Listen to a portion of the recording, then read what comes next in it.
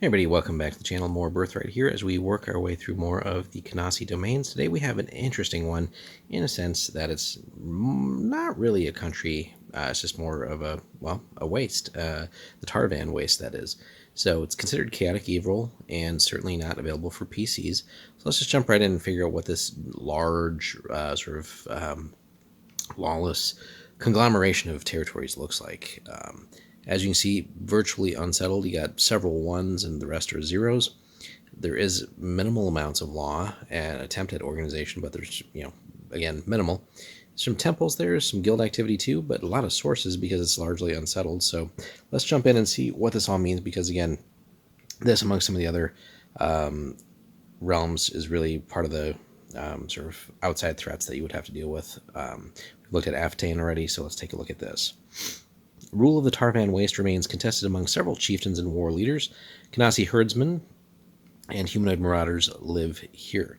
So it is one too where if you're close enough to them, and you're leading a sort of a campaign of trying to conquest or conquer, you could siphon off a couple of territories here, should that be your goal as far as expanding your existing realm. So. And the fractious nature of the place really would lend itself to that. You can kind of play them off against each other, hopefully, and then divide and conquer. A clan chief named Rashid Min Wigera, level 6 rogue, minimal bloodline, actually kind of good, surprisingly.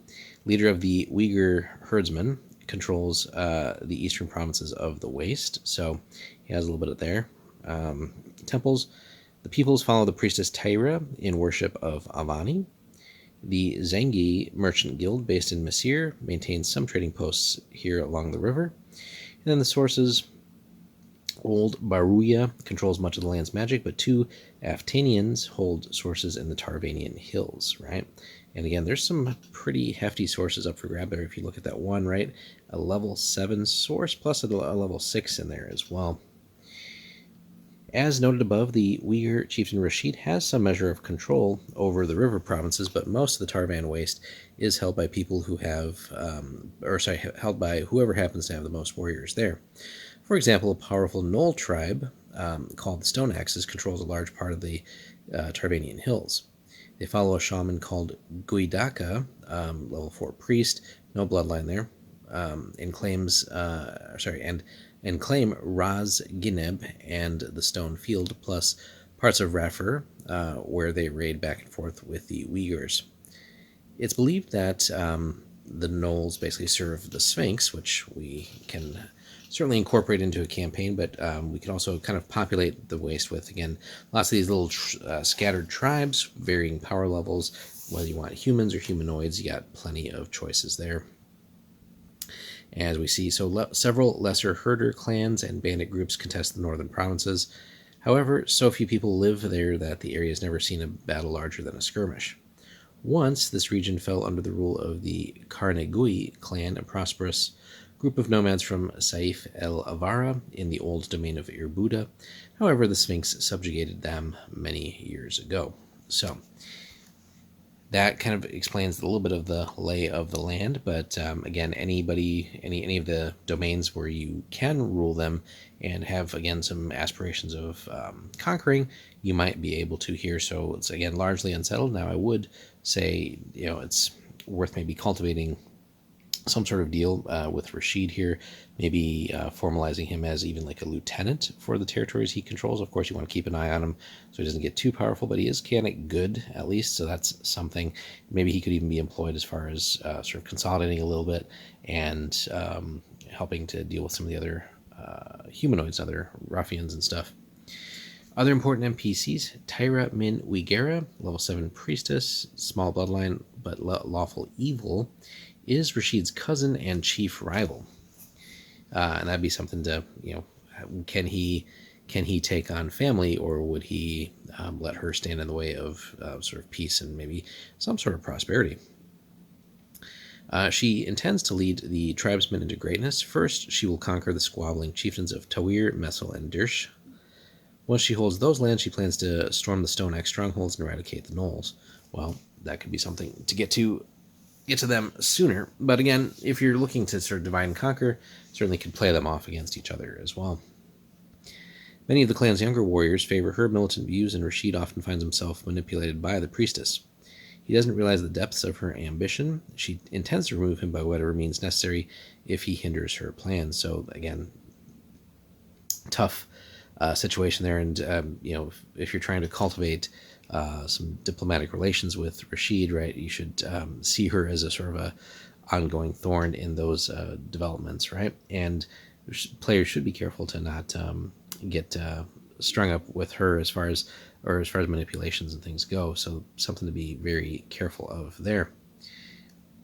Another important character, though, is Baruya, the ancient wizard of the Uyghurs, level 9, minimal bloodline and lawful good.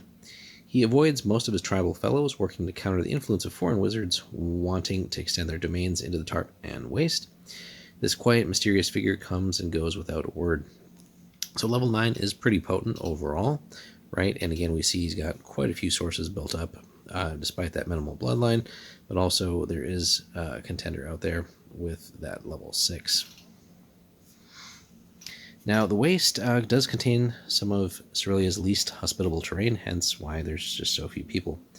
The plains are a dry and lifeless wilderness of dust and stone, and water is a scarcity, with the exception of the provinces near the river, of course, which, again, is an important geographical area to want to control.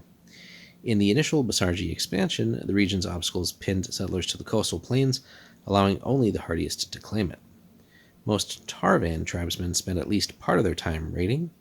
Bandits range into Kozlovny and Aftain, as well as Brecht Royal Guard to the northwest. Needless to say, rival bands commonly feud with each other as well, as we've kind of alluded to, right? The Tarvan Waste is a savage and unforgiving place in the best of times. In times of drought, though, it becomes a storm of raids and counter-raids, again, because, well, water is very necessary as a resource. Few bordering states have any imperial ambitions in the Waste. The Red Kings and the Sphinx have already governed enough empty steppe, essentially, so they're not necessarily wanting to expand in here. Now, the Voss of Kozlovny would like to expand across the river, but they know the Uyghurs will fight to stay independent. But that being said, again, any of the actual Kanasi realms here with some imperial ambitions, should you be able to stabilize your own situations, right? They're again divided enough to where you might sneak in and sort of steal a province or two with enough work, and then just, it's got to make sense though, right? You don't want to just conquer empty area for the sake of conquering it. So how could you populate it? How could you get resources out of it? But also keep those people safe that should settle there, because again, with all the raiding and everything. So obviously, controlling the river is, I think, going to be the most important aspect there, and just finding a way to maybe generate income off that and monopolize that to a certain degree with the areas you control, while also kind of navigating the sort of tribal network here, the humanoids, the other sort of bandits and everything, but also just being very careful, I think, with this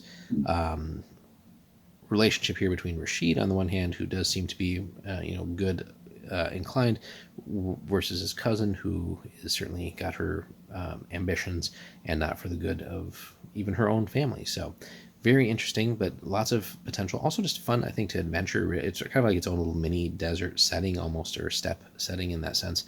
So there could be a lot done here, and kind of maybe have players kind of be up and coming adventurers in here, dealing with the raids. Maybe that could be something where the players are sent into there to maybe clean up a little bit as far as some of the bandits, the gnolls, and things like that. That could be a nice little sort of initial showdown, and then maybe the players do carve a little bit of space out for themselves, or as part of a larger campaign with one of the domains. But nonetheless, some interesting possibilities, and the DM should feel free to sprinkle, I think, some decent little side quests and things into there, as well as nothing too fancy, because there's no Anshe here or anything like that, but like maybe some low to mid magical items. Maybe they do uncover something from the older civilizations and stuff like that just hadn't been discovered yet. Just a little something extra. It's a little bit of a blank canvas in that sense, where you could put something in there, but nothing too epic, because there's already enough going on with a lot of the other areas. So let us know, guys, if you've run anything with the Tarvan Waste. Hit us up in the comments, like and subscribe. If you want to support the channel as well, consider joining us on Patreon. Usually you'll get videos like this a week early, among other things, and we'll be having channel memberships on YouTube very soon as well, so stay tuned for that. Thanks for watching.